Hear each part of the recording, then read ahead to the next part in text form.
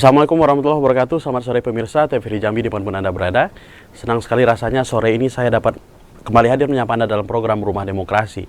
Dan salah satu isu dalam pembahasan pemilu 2024 adalah berkaitan dengan TPS lokasi khusus yang tentu belakangan sempat menjadi perbincangan di media massa. Dan untuk masalah tersebut telah hadir 3 narasumber yang akan bersama kita mengulas berkaitan dengan pengawasan TPS lokasi khusus. Yang pertama telah hadir tentu tidak asing lagi Komisioner KPU Provinsi Jambi, Bang Fahru Rozi. Assalamualaikum, selamat sore Bang. Waalaikumsalam. Apa kabar Pak Doni?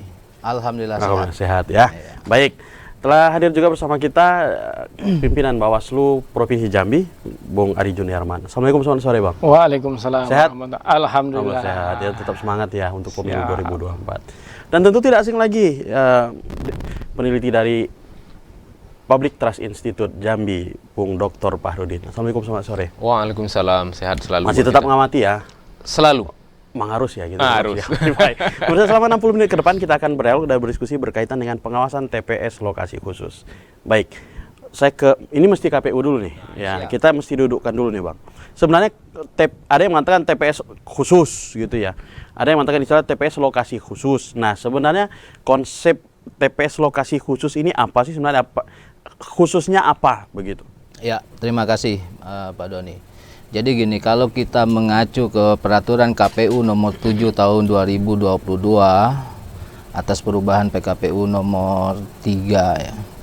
Nomor 7 2023 di pasal 179 itu mengatur, pasal 179 dan pasal 180 itu mengatur terkait tentang TPS di lokasi khusus. Di lokasi khusus. Jadi pemaknaannya harus kita beda ya.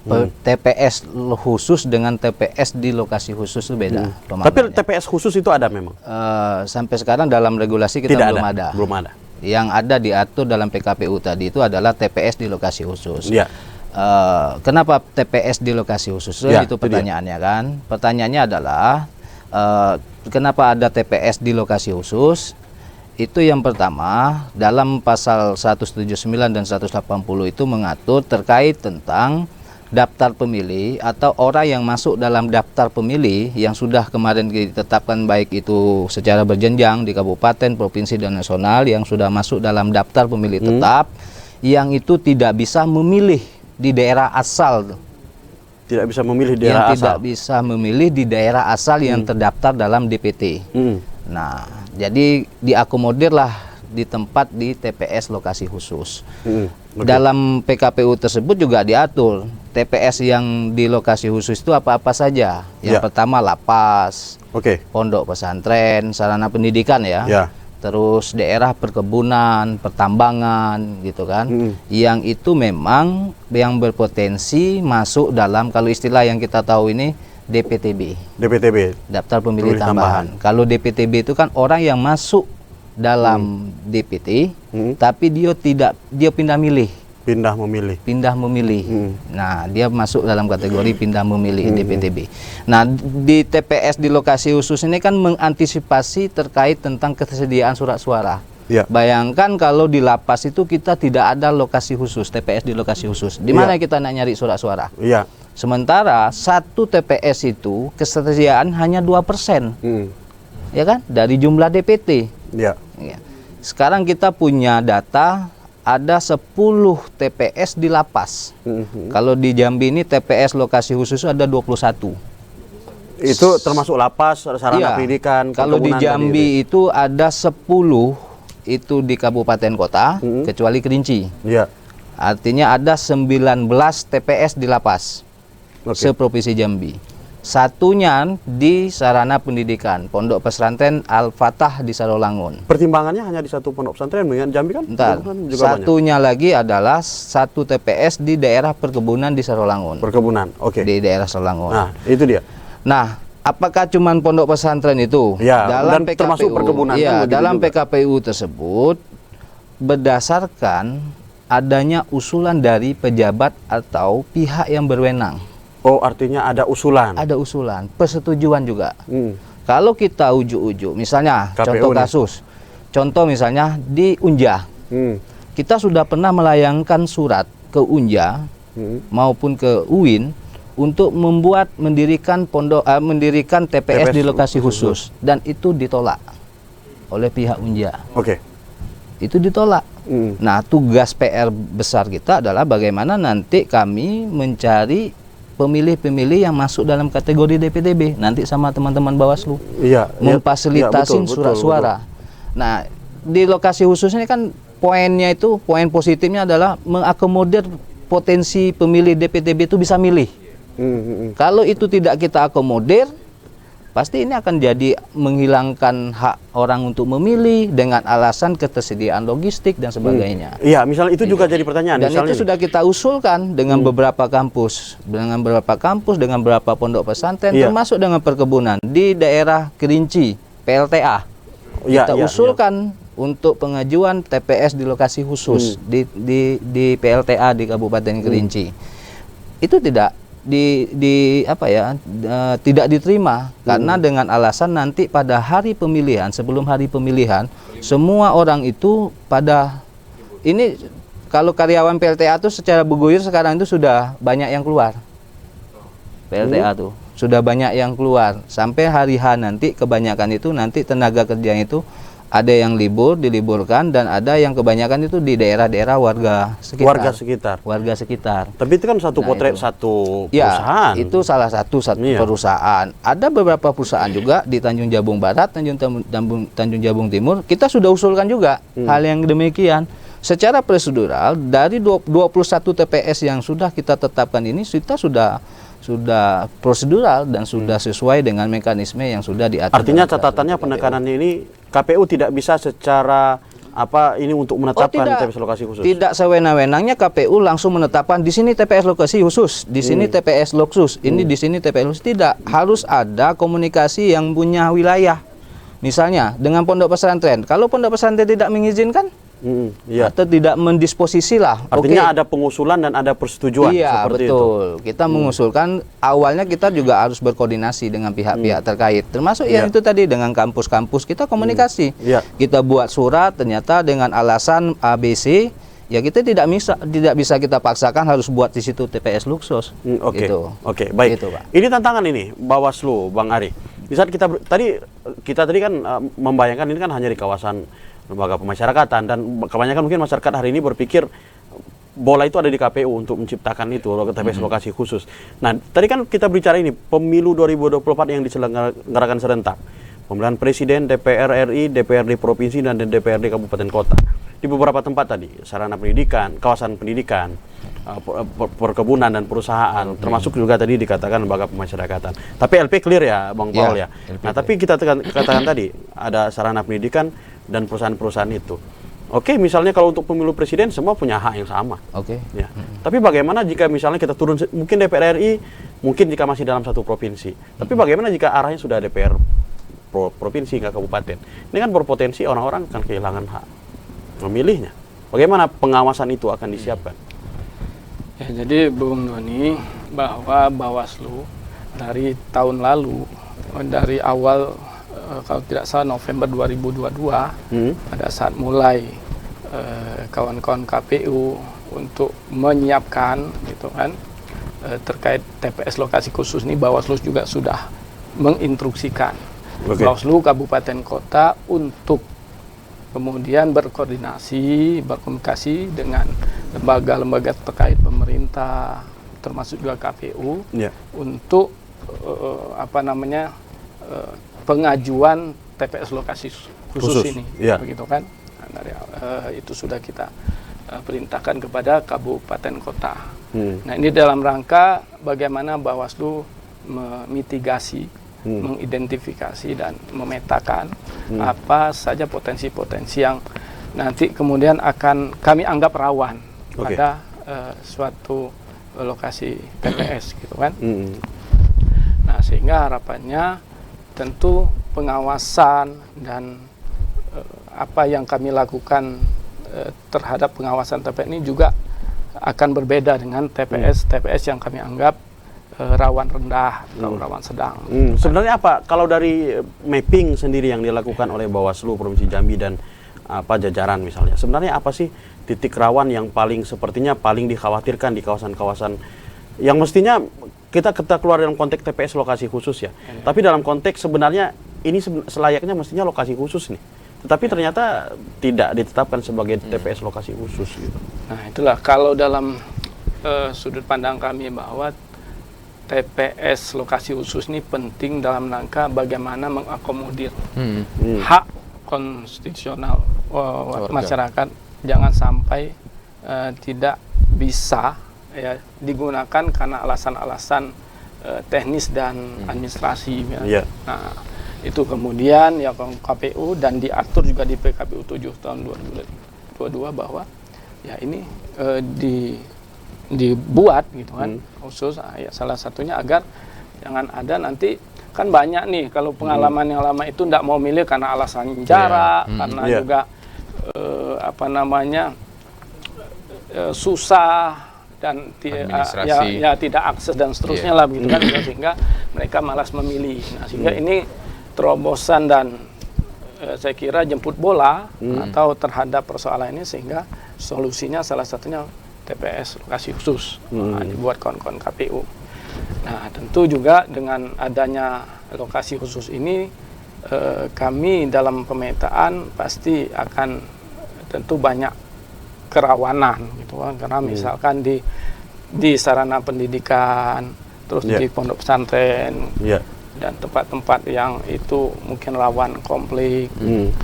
Nah, ini tentu ada stimulus yang kami lakukan yang harapannya nanti akan diawasi secara maksimal. Gitu. Baik, mencermati hal itu Bang Fahrudin ya.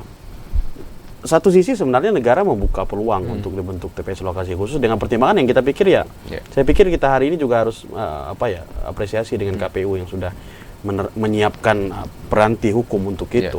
Tapi sisi ini kan kembali kepada tadi katakan tadi bahwa KPU tidak bisa mengeksekusi sendiri. Nah, bagaimana mencermati itu Bang? Kalau kita lihat kan potensinya bisa tinggi sekali. Betul. Kalau potensi kerawanan kita tidak sejauh itu, itulah. Tapi yang pasti, yang jelas itu kan terkait mengenai ada orang yang akan kesulitan menggunakan hak pilihnya. Oke, sebetulnya kan motifnya yang pengen dilakukan oleh KPU kan sebenarnya adalah mengakomodasi hak itu setiap orang untuk bisa memilih dengan meminimalisasi berbagai kendala yang sekarang muncul. Nah, saya jadi teringat dulu ya kalau tidak salah di akhir-akhir Orde Baru atau di awal-awal reformasi ada kasus ya, ini terkait dengan ini sebetulnya. Ada satu pesantren di sana di Jawa, ada TPS, mungkin dulu namanya apa gitu, ada TPS khusus lah di situ. Kemudian ternyata di sana jadi ajang mobilisasi kan untuk mendukung satu kekuatan politik tertentu. Nah, saat itu gitu ya. Jadi sebetulnya apa yang dilakukan ini kan sudah pernah ada sebelumnya, cuma dengan mekanisme yang mungkin lebih disempurnakan gitu. Sekarang kan jemput bola KPU-nya. Kalau dulu mungkin bisa menetapkan langsung gitu ya. Oh, ini nanti khusus, ini enggak gitu ya. Kalau sekarang kan beda. Artinya ada inovasi di situ. Jadi ini sebetulnya sudah dilakukan. Nah, kekhawatiran kita itu kan misalnya yaitu tadi itu terulang mobilisasi. Itu juga mungkin ya yang jadi pertimbangan kenapa beberapa tempat menolak gitu ya. Karena mereka tidak menjamin bahwa ini bebas dari intervensi gitu ya, mobilisasi dan lain sebagainya, dan mereka nggak mau disalahkan gitu lah. Saya lebih memperhatikan itu gitu yang menjadi pertimbangan tadi disampaikan oleh Pak Paul tadi ya, bahwa ada yang menolak gitu ya. Kalau LP saya pikir kan jelas koordinasinya, jelas Kemenkumham pasti mau gitu. Tapi kalau yang lain ini kan punya hak independensi untuk menerima dan menolak, misalnya tadi pesantren, kemudian kampus gitu ya. Nah, mungkin saya pikir itu alasannya, karena dikhawatirkan nanti misalnya katakanlah satu kampus, yang menang nih kekuatan politik tertentu, nanti orang akan ngecek, wah ini rektornya afiliasi ke sana. Nah, mungkin itu pertimbangan. Nah, tapi kalau dalam konteks kita berbicara pemilu secara profesional, artinya ada dua hal, bahwa ini kita mengakomodasi hak politik, tapi di sisi lain kan ada orang yang nanti ada impact yang dikhawatirkan di sana. Yang dikhawatirkan terhadap ya mungkin karir atau apalah kehidupan mereka nanti gitu. Nah, bagi saya ke depan gini, apa yang tadi disampaikan oleh KPU itu sebetulnya mungkin perlu lebih diedukasi saja gitu, disosialisasi secara masif lagi. Ya mungkin ada banyak orang yang tidak tahu selama ini gitu kan, atau jangan-jangan ada yang tahu tapi khawatir dengan peristiwa yang sebelumnya gitu yang terjadi. Bisa jadi hal-hal seperti itu yang terjadi. Tapi kalau kita berkaca dari jadwal pemilu 2024 itu kan di Februari ya, Februari 14 Februari. Dan itu kan kalau baik di tingkat sekolah, di tingkat perguruan tinggi, kalau lingkungan perusahaan kan tidak mengenal kalender akademik lah ya, seperti itu ya. Nah itu kalau kita berkaca misalnya kalender akademik itu sudah mulai aktif begitu pembelajaran, dan tentu akan khawatir ini. Apalagi hari ini kan mobilisasi siswa, mahasiswa itu bukan hanya di seputaran Jambi saja. Apalagi yang libur kan hanya 1 hari itu kan, tanggal 14 itu. Bagi mahasiswa misalnya di Jambi lah katakanlah, mahasiswa Unja ini misalnya ada dia di Sarolangun gitu, apakah cukup waktunya gitu, atau di wilayah lain yang Sadu sana, apakah cukup dalam waktu 1 hari? Jadi itu sebetulnya pertimbangan-pertimbangan, dan saya pikir ini apa yang dilakukan KPU ini adalah bagian mengakomodasi itu gitu kan. Kita tidak ingin misalnya partisipasi politik ini nanti rendah gitu ya, dengan alasan yang tadi. Dengan alasan tadi, akses segala macam administrasi dan segala macam. Nah, saya pikir ini ke depan saja mungkin KPU lebih meningkatkan bersama Bawaslu kan, mengedukasi, sosialisasi kepada tadi objek-objek yang bisa jadikan TPS lokasi khusus tadi yang kan sudah jelas di dalam aturan yang ada. Baik.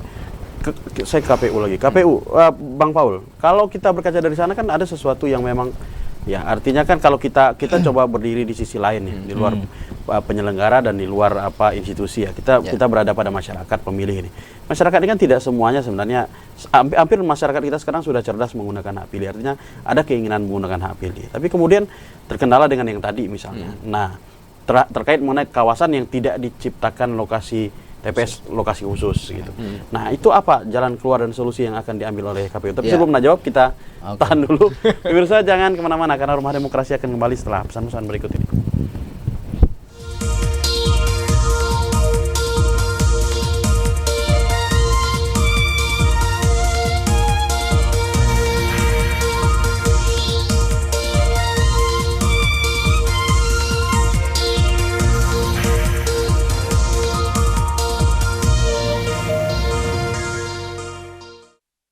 Baik, terima kasih Mirsa, masih bersama kami dalam program Rumah Demokrasi dan kita masih membahas terkait mengenai pengawasan terhadap TPS lokasi khusus. Nah, pertanyaan yang tadi Bang Paul, lalu apa kemudian solusi yang akan diambil oleh KPU? Kita tidak berbicara di kawasan yang jadi TPS lokasi khusus. Lalu bagaimana kawasan yang semestinya lokasi khusus tetapi tidak terwujud? Jadi kalau pemilu 2024 kan ada 2 kategori sekarang. Ada TPS reguler atau daftar pemilih reguler, ada TPS di lokasi khusus atau daftar pemilih di loksus. Jadi kalau di loksus itu aturan sudah disebut dalam aturan yang mana yang boleh ditempatkan di TPS loksus. Itu tadi aturannya ya, misalnya lapas, rumah sakit, pondok sarana pendidikan, perkebunan, pertambangan dan sebagainya. Nah, terkait tentang TPS di reguler, TPS reguler ini kita kan ada 11.160 TPS di Provinsi Jambi. Jadi dikurangilah 21. Itu kan 1.160 itu kan masuk 21 TPS di loksus itu kan. Nah, tentu kita kalau daerah-daerah yang geografis yang kurang terjangkau, kita juga, jadi prinsip KPU ini kan memberikan pelayanan kepada pemilih. Kita dari mulai dari DP4 sampai ke sinkronisasi daftar pemilih, DPS HP akhir, sampailah DPT, itu perjalanannya itu ada perubahan-perubahan TPS, ada penambahan, ada yang pengurangan. Contoh Kota Jambi, dari DPS HP akhir sampai ke DPT, Kota Jambi ini ada penambahan TPS sekitar 17. Kenapa ada penambahan? Salah satunya adalah memberikan pelayanan daerah masyarakat yang jauh secara geografis, masyarakat yang itu jauh, butuh waktu gitu kan, untuk ke TPS gitu, butuh ke TPS. Maka kita melakukan restrukturisasi TPS.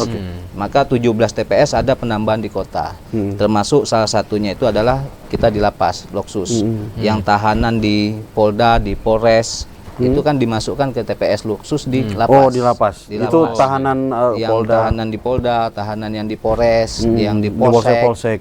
Kita ada data dari Polda Jambi yang melakukan data berapa jumlah tahanan, sekitar 48 orang, yang itu kita tambah masuk ke TPS loksus di lapas. Di lapas.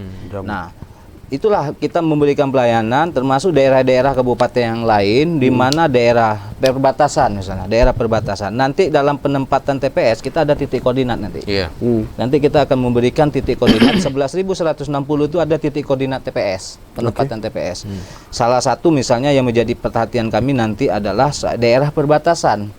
Ini kan ada wilayah rumah warga, misalnya daerah batas Damasraya dengan Kabupaten Bungo.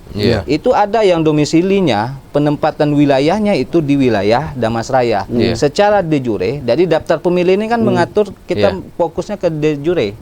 Secara administrasi kependudukan yang kita bukan soal faktual dia tinggal di mana wilayah mana.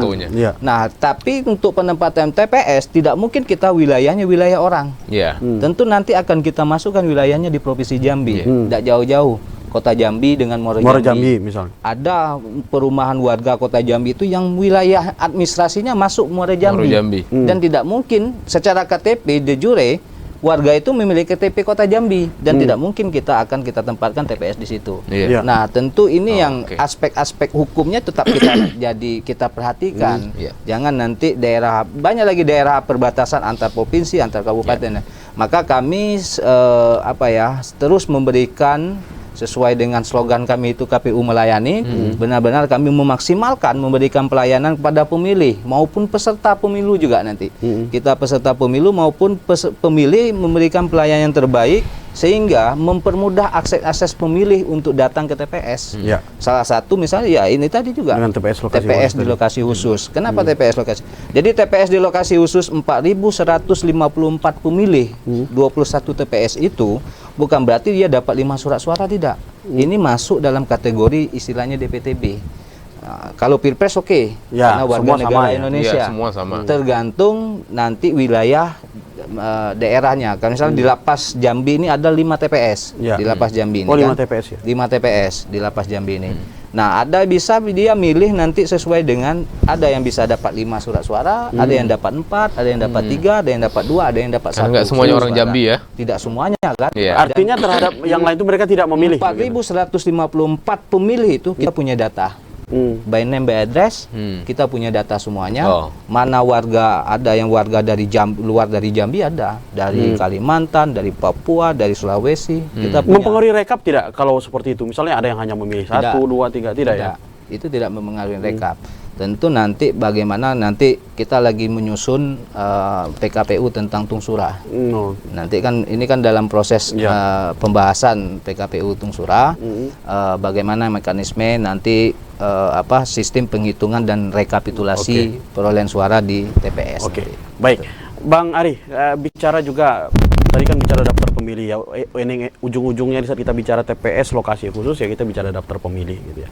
Tidak beberapa kali, bisa kita katakan lebih dari 1 kali. Persoalan daftar pemilih juga menjadi persoalan ya di setiap pemilu dan pilkada kita. Apalagi dengan bisa kita katakan makin rumit sebenarnya pemilu tahun 2024. Apalagi dengan tadi kita katakan tadi akan ada ya penggunaan, artinya migrasi DPTB lah sebenarnya seperti itu. Apakah nanti juga ada potensi kerawanan di sana juga yang dipetakan oleh Bawaslu sampai hari ini?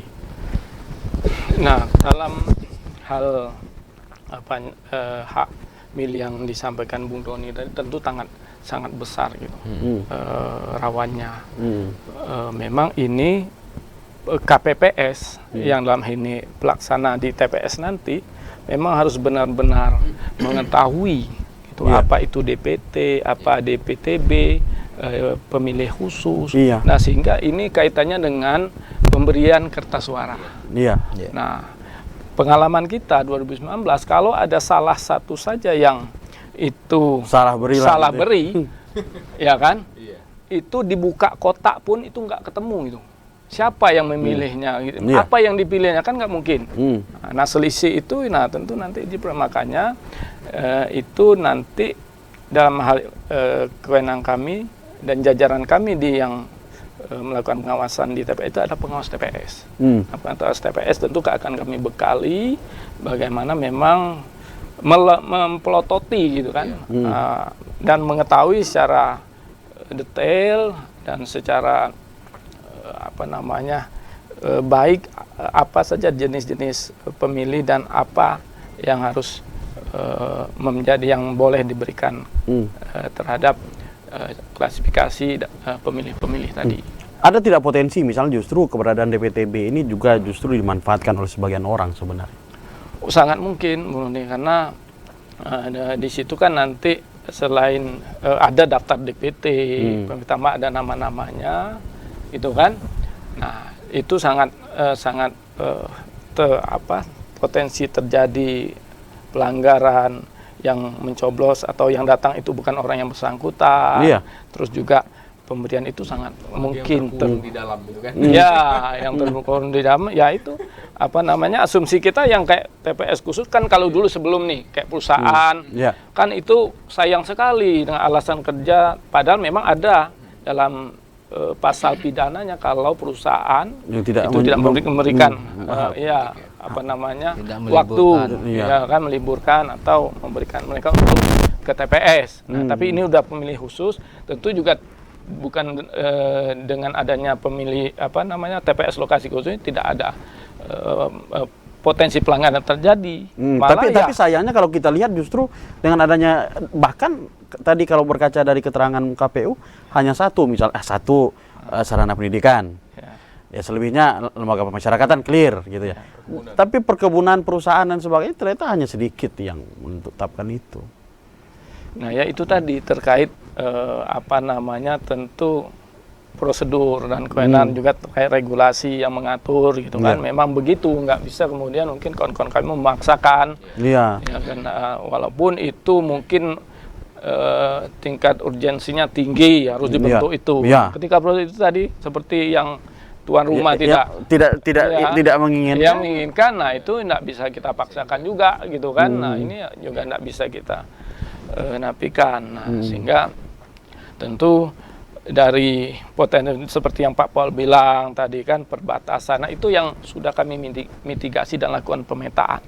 Bagaimana nanti potensi-potensi oksedus atau ada kepentingan-kepentingan yang memobilisir dan sebagainya, itu yang harapan kita setelah kita petakan, kita lakukan upaya pencegahan.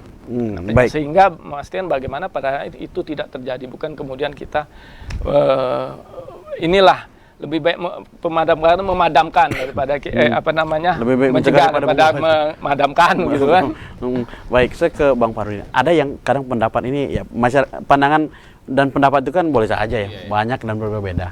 Ada yang juga yang berpendapat ya, kalau memang daftar pemilih ini kemudian didasarkan kepada identitas kependudukan justru menimbulkan keruwetan. Kenapa tidak berdasarkan domisili saja, mengatakan seperti, ya hari ini dia berdomisili sini, ya dia pun akan sistem seperti itu. Kalau Anda memandang hal itu, Pak?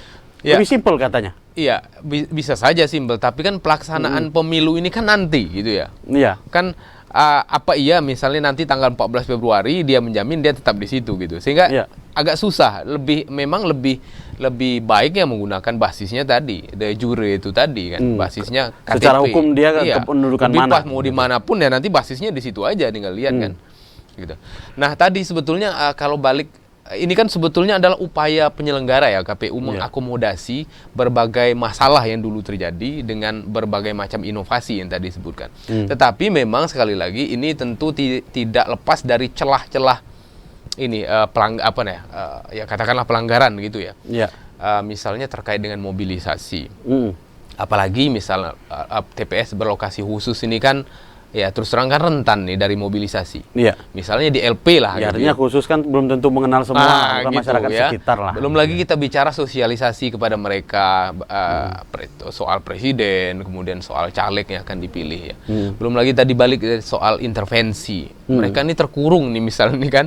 Datanya jelas ada di kantor situ. Kalau enggak, nah gitu. Artinya hal-hal ini sangat rawan dan ini sebetulnya butuh mekanisme khusus. Bagaimana sih mengawasinya gitu? Dan pengawasan pun mestinya juga khusus. Bagaimana? Misalnya kemudian lokasi TPS-nya ada di lingkungan itu juga gitu. Satu pengawas TPS satu orang, Bawaslu harus nambah orang jadi. Untuk lokasi khusus. Betul, iya. Jadi artinya sudah mengakomodasi, cuma memang tidak sepenuhnya bisa mengatasi problem ya secara sepenuhnya. Tapi boleh kita coba klarifikasi langsung Bawaslu. Sebenarnya kalau untuk TPS lokasi khusus itu untuk pengawas pemilunya bagaimana? Nah itu tadi. Nah, makanya yang penting kita sudah identifikasi, kita peta mitigasi ini loh yang akan terjadi potensinya. Nah apa yang kita lakukan misalkan contoh di lapas, Bung Farudin tadi bilang Ya tentu yang pertama kita lakukan pendekatan persuasif, edukasi gitu kan. Nah, ini loh aturan begini, mungkin dari kepala lapas sampai pengurus begini, tidak boleh begini. Tapi tidak pengawas boleh TPS ada nanti di ada, sana? dan ya. begitu juga calon pemilihan di lapas kita adakan edukasi gitu. Nah ini loh, gitu. Artinya jangan pengawasan begini, kalau jangan ada intervensi laporkan ke Bawaslu. Ada yang perintah begini, nah dari itu salah satu langkah yang kita lakukan sehingga ketakutan-ketakutan yang akan terjadi bisa minimal kita tekan. Gitu. Baik, Jangan kita tahan dulu. Pemirsa jangan kemana-mana karena Rumah Demokrasi akan kembali setelah pesan-pesan berikut ini.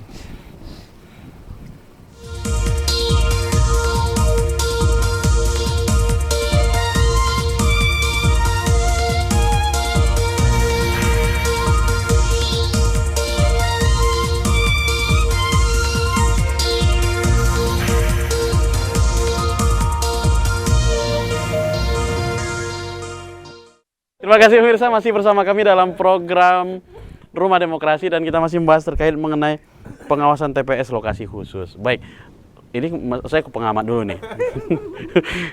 Nah, tadi menarik di saat tadi Anda mengatakan TPS lokasi khusus tentu juga ada kekhususan dan urgensi yang juga khusus gitu ya. Nah, tadi di samping itu deh, sebelum kita berkaca ke yang lain lah, termasuk juga lembaga pemasyarakatan. Dan kemarin kan sempat juga mencuat nih di media nih antara Bawaslu dan KPU terkait mengenai lokasi khusus di salah satu pondok pesantren di Provinsi Jambi. Nah, mencermati itu Bang, sebenarnya apa sih yang perlu dikhawatirkan dari sana? Ya, khawatir tentu saja ada ya, karena sebetulnya sekali lagi ini kan upaya KPU mengakomodasi kan. Ya, kepentingan akhirnya terbentuklah politik TPS gitu lokasi kan, khusus. yang selama ini mungkin karena alasan administrasi, akses segala macam sehingga nggak bisa milih. Nah sekarang diakomodasi ada di situ, itu kan kita apresiasi itu. Cuma kan bagaimanapun ini juga harus tetap diawasi karena sekali lagi lokasi khusus ini sangat rawan intervensi, sangat rawan mobilisasi. Apalagi di wilayah yang tadi, misalnya lembaga pendidikan, pesantren tuh sami nawatona gitu ya, ngikut aja gitu kan. Kalau ada berbeda bisa, ini contoh saja ya, secara umum kan seperti itu. Apalagi misalnya teman-teman saudara kita yang terkurung di sana di LPA itu lagi. Nah, saya pikir ini memang tidak sepenuhnya bisa bisa diawasi ya, karena ini khusus gitu. Tapi ada yang mengatakan gini juga loh Bang, kalau sesuatu yang memang sudah punya potensi, sesuatu yang bakalan tidak baik ya kenapa mesti juga tetap dipertahankan gitu. Ya itu tadi karena kepentingan akomodasi hak politik tadi. Kita mengakomodasi hak politik. Nah, artinya ke depan yang seperti ini edukasinya harus lebih masif. Ya, sosialisasinya harus lebih masif, tidak hanya kepada kepada dua-duanya, kepada pemilihnya, kepada penyelenggara lokasi itu gitu loh. Ya, apa sebetulnya esensi dari adanya lokasi TPS khusus ini itu misalnya. Esensinya ini. Kemudian hak politik dan sebagainya. Kita sapa penelpon kita dulu. Halo, Assalamualaikum, selamat sore. Wah, sepertinya terputus. Boleh dilanjutkan, Pak? Urgensi tadi. Jadi urgensi apa, ya kenapa misalnya ada TPS khusus? Artinya apa? Ke depan ya harus betul-betul diedukasi, disosialisasikan. Ya, oke. Ini dulu. Kita sapa dulu. Kita sapa dulu. Halo, Assalamualaikum, selamat sore. Halo. Halo. Halo, Assalamualaikum. Selamat sore, Bung Doni. Selamat sore, Pak Yudi. Apa kabar, Pak Yudi? Alhamdulillah baik. Baik, silakan Pak Yudi. Di sini kebetulan ada KPU, Bawaslu dan pengamat kita nih. Silakan Pak Yudi. Ini agak delay sedikit nih TPRI. Ya, baik. Ya baik, berdasarkan hari mungkin tinggal 223 hari lagi kita akan bersama-sama di TPS. Ya. Jadi sudah dijelaskan bahwa dari mulai tahun 1955 sampai akan 2024 ini kan kalau membahas masalah TPS ini kan pertama sudah diatur oleh ketentuan. Ya. Nah, masalah pengawasannya juga sudah diatur. Ya. Harapannya tentu ya masyarakat kalau dia mau cerdas juga mengawasi gitu. Semua mengawasi. Karena ini kan pesta demokrasi. Nah, namun yang menjadi pertanyaan saya sekaligus penjelasan. Ya kan di Indonesia ini, di Papua itu ada yang disebut dengan berkaitan dengan judul kita adalah Noken Bigman. Itu keputusan kepala suku. Buatlah noken gantung kan gitu. Oke. Ini masalah adat ini. Dan dia juga terpencil dan sebagainya. Sementara kita ini sama sebenarnya, suku anak dalam itu sama. Terpencil, nyebar-nyebar. Jadi yang khusus dibuat sekarang itu khusus yang bagaimana? Apakah sama dengan di Papua? Saya ragu juga pengawasannya kalau sudah seperti Papua itu. Dipercayakan bukan kepala suku. Ya. Nah, ini mohon penjelasan. Apa alasannya suku anak dalam tidak dibuat seperti itu? Kan sudah ada ketentuannya kok. Mungkin gantung itu kan hanya berbeda lokasi saja di suku anak dalam. Itu maksud saya. Baik. Yang kedua ya persoalan perbatasnya saya menarik ini. Perbatasnya tempat permainan sebenarnya, suara. Selalu lepas dari pengawasan Badan Pengawas Pemilu. Jadi itu pertanyaan saya, upaya ekstrim apa yang harus diawasi oleh penyelenggara pemilu ini di daerah perbatasan ini? Baik. Apakah mampu penyelenggaranya mengawasinya? Di sini banyak permainan, Pak.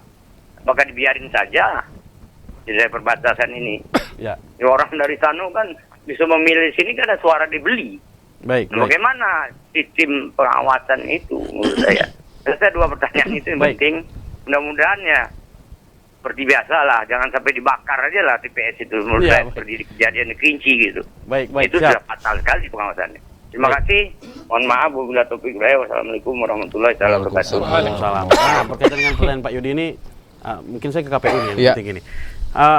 Kemarin kan sempat juga mencuat nih di pemberitaan Bang Paul terkait mengenai ada desakan nih dari Temenggung suku anak dalam untuk dibentuk TPS khusus, desakan lah saya mengatakan seperti itu. Nah, relate dengan pertanyaan Pak Yudi tadi, kita kan udah bahas nih, lokasi TPS khusus kita ya LP, sarana pendidikan, tapi ternyata ada yang terlupakan nih, suku anak dalam. Artinya kalau kita menunggu, pengajuan sudah ada nih, permohonan sudah ada nih. Iya. Jadi gini, Pak Doni, dalam penyusunan daftar pemilih itu adalah dengan konsep de jure. Oke. Ya kan? Poinnya situ.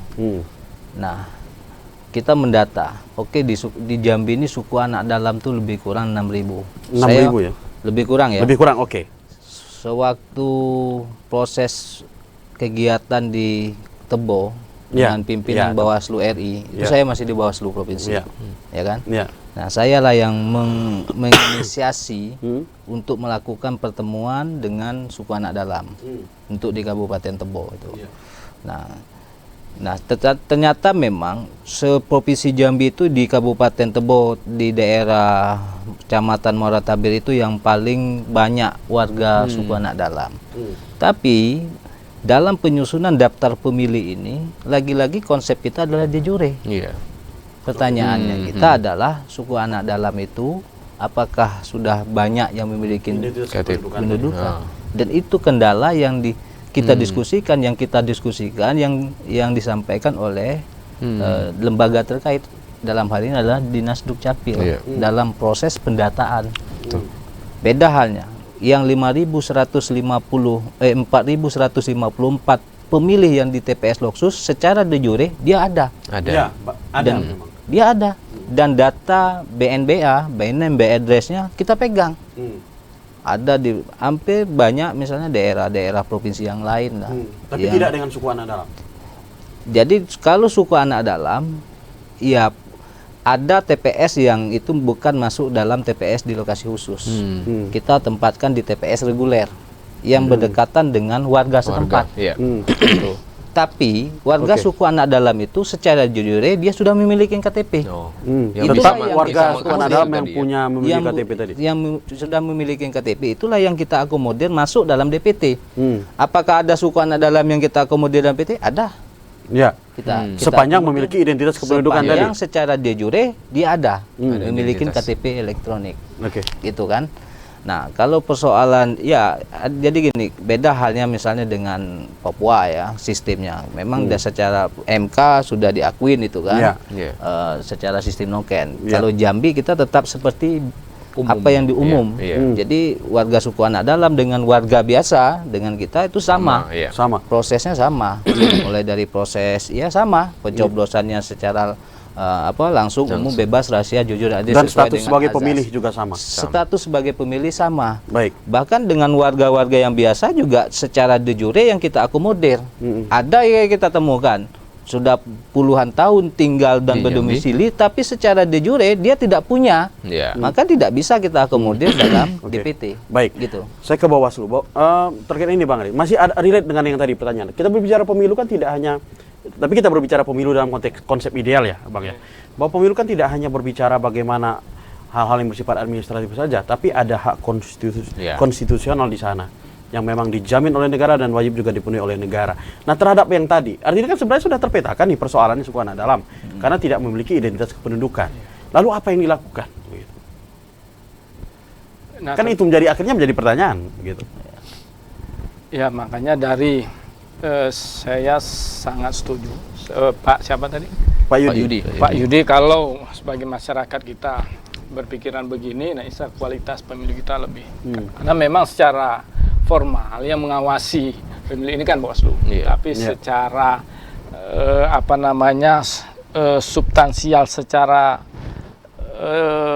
mendasar ya tugas kita semua lah mengawasi gitu kan, mengawasi pemilu ini. Nah tentu yang terkait potensi ya apa yang dikatakan Pak Yudi tadi ya bisa saja terjadi gitu. Nah tapi ya apa yang kita lakukan, nah itu saya katakan konsep Bawaslu ini pencegahan baru kemudian penindakan. Pencegahan yang kita dorong maksimalkan. Nah sehingga ya itu tidak terjadi. Ya potensinya apa misalkan nanti ada sistem noken. Nah tentu apa yang kita perhatikan, ya pemilihnya harus cerdas dulu gitu kan. Cerdas dulu, jangan mau diintervensi. Kalau ini laporkan Bawaslu ini, kalau dipaksa, intimidasi apa dan nah itu dulu kan aspeknya. Pemilihnya ya kita nanti ke sana tentu sosialisasi begitu dari jauh dari sekarang. Nah terus kemudian dari pengawas yang kita lakukan, memang dari regulasi mengatur setiap TPS itu satu pengawasnya, tidak bisa lebih kan, karena kalau padamu negeri, nah itu tidak tahu kan, makanya suruh masyarakat. Nah itu siapa yang tidak mau dia dapat honor gitu kan, menambah itu kita mau, tapi kan substansinya apa? Kalau dia tahu poinnya, ya insya Allah bisa kita tekanlah masalah-masalah. Misal dia sudah DPT itu dia tempel, sudah ada nama-namanya, memang dia plototi di absen itu. Benar enggak? Makanya kan pengawas TPS itu orang setempat. Lalu bicara kembali yang tadi Bang, suku anak dalam. Ini kan sudah KPU sudah memetakan. Artinya setidaknya kalaupun dulu belum terpetakan, hari ini sudah dapat informasi kita ini. Persoalannya akan ada suku anak dalam yang tidak memiliki identitas kependudukan yang tidak bisa memilih. Karena memang tidak terdaftar dalam daftar pemilih. Nah lalu bagaimana dengan hak mereka sebenarnya? Ini kan bicara hak dasar ini. Gitu. Makanya kebetulan kemarin kan Pak Paul juga itu kan, Pak Paul ini kan kemarin di Bawaslu. Serumah dulu. Makanya agak enak gitu. Jadi beda karena tidak mudah itu kan. Kemarin alma maternya Bawaslu, sekarang KPU itu. Maka setiap ada sesuatu yang tidak sesuai itu dia langsung tangkap. Dia nyampaikan gitu kan. Nah kita tinggal nama itu Bung Doni. Nah jadi terkait suku anak dalam tentu ini adalah kerja-kerja kolaborasi. Makanya kita siap membantu dalam hal ini Dinas Kependudukan dan Catatan Sipil Dukcapil yang punya kewenangan untuk menerbitkan itu. Kalau nanti 14 Februari 2024 ada warga masyarakat itu yang belum memenuhi syarat. Artinya bukan suku anak dalam saja ya, termasuk semua termasuk di situ juga kita dorongnya begitu gitu. Jangan sampai nanti dia 17 tahun tapi tidak bisa milih karena belum memiliki cara masih belum ada ini belum itu. Nah itu kemarin kan diundang juga Dinas Dukcapil, pemerintah setempat, ayo sama-sama. Nah, Bawaslu siap dengan jajaran itu menemani, siap juga ikut serta dalam menjemput bola Dinas Dukcapil untuk menerbitkan KTP yang pemilih potensi EKTP itu kan. Dia termasuk di suku anak dalam itu. Ya, baik, saya ke pengamat lagi nih. Ini artinya ini koreksi nih buat penyelenggara ini. Akhirnya kan penyelenggara kembali kepada ya aturannya begini gitu ya. Aturannya begini, aturannya kembali bahwa mereka memiliki identitas kependudukan atau tidak, atau masuk dalam daftar pemilih atau tidak. Tapi kita kembali ke statement awal tadi, Bang, bahwa pemilu itu kan menegakkan kedaulatan rakyat. Terlepas dari secara de jure atau secara de facto. Ini berbicara hak konstitusional yang memang menurut Undang-Undang Dasar merupakan kewajiban dari negara untuk memenuhinya. Lalu bagaimana? Apakah cukup dengan begitu kita? Ya, tadi apa yang disampaikan oleh KPU kan sebetulnya regulasinya memang seperti itu. Basisnya kan harus ada dulu. Nggak bisa dan misalnya. kita sepakat itu. Kita sepakat bahwa nggak bisa juga pakai zigzag aja gitu. Nggak bisa, harus jelas aturan. Nah, sebetulnya kan asalnya ini kan dari Dukcapil sebetulnya, ya kan? Basisnya kan di situ, asalnya DPT itu kan dari situ. Ya. Nah, artinya apa? Ke depan ya memang soal ini masih ada waktu, masih bisa untuk masukkan mereka. Bahkan misalnya ada dilakukan oleh Kabupaten Merangin gitu misalnya, menghimbau Dukcapil ngimbau yang sudah berusia 17 tahun yang belum punya bisa merekam gitu. Artinya ini juga harusnya bisa mengakomodasi saudara kita yang Sukana Dalam. Saya pikir di KPU ada mekanisme itu ya, tambahan itu apa namanya itu. Tapi saya pikir gini, ini harusnya karena kita udah tahu ini ada problem seperti ini, harusnya diakomodasi juga ya dengan berbagai macam cara. Artinya perlu langkah afirmasi juga untuk ini. Dua-duanya semuanya harus berkoordinasi agar ini tidak terjadi lagi ke depan, karena ini kan udah lama ini. Ya, masalah udah terpetakan ini kan. Kemudian masalahnya sudah lama tapi belum terpecahkan hari ini. Nah, ke depan saya pikir mekanismenya harus ada. Apalagi setidaknya setelah acara ini sudah ada jalan keluar lah ya. Iya, 6.000 orang loh, banyak loh 6.000. Baik, kita tahan dulu. Pemirsa jangan kemana-mana karena Rumah Demokrasi akan kembali setelah pesan-pesan berikut ini.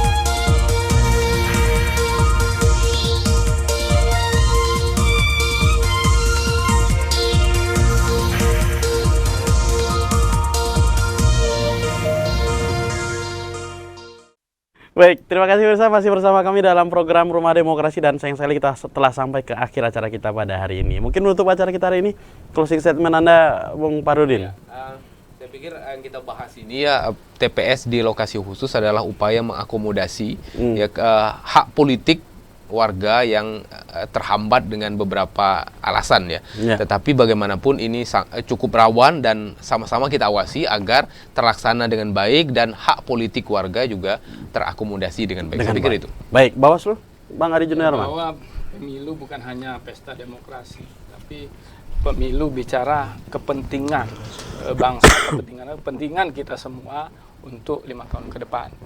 Nah, artinya mari sama-sama kita awasi tahapan yang sedang berjalan, dan kemudian kalau ada sesuatu yang tidak sesuai dengan ketentuan, silakan laporkan ke Bawaslu. Baik, Ya. Bang Paul. Pemilu sebagai sarana integrasi bangsa, dan KPU dalam hal ini adalah salah satu penyelenggara pemilu yang melaksanakan pelaksanaan penyelenggaraan dari semua tahapan. Tentu KPU dengan inovasi dan kolaborasi menyambut pelaksanaan semua tahapan pemilu ini, tentu dengan secara berkolaborasi bisa bagaimana pelaksanaan pemilu dari semua tahapan itu bisa berjalan sesuai dengan prinsip dan azas pemilu yang sudah diatur. Baik, terima kasih atas kedatangannya Pak Rozi, Bang Adi Juniarman, dan Bang Dr. Parudin dalam dialog Rumah Demokrasi hari ini. Pemirsa, demikian tadi dialog singkat kita berkaitan dengan pengawasan TPS lokasi khusus, dan tentunya kita akan jumpa lagi dalam dialog Rumah Demokrasi minggu depan. Assalamualaikum warahmatullahi wabarakatuh. Waalaikumsalam warahmatullahi wabarakatuh.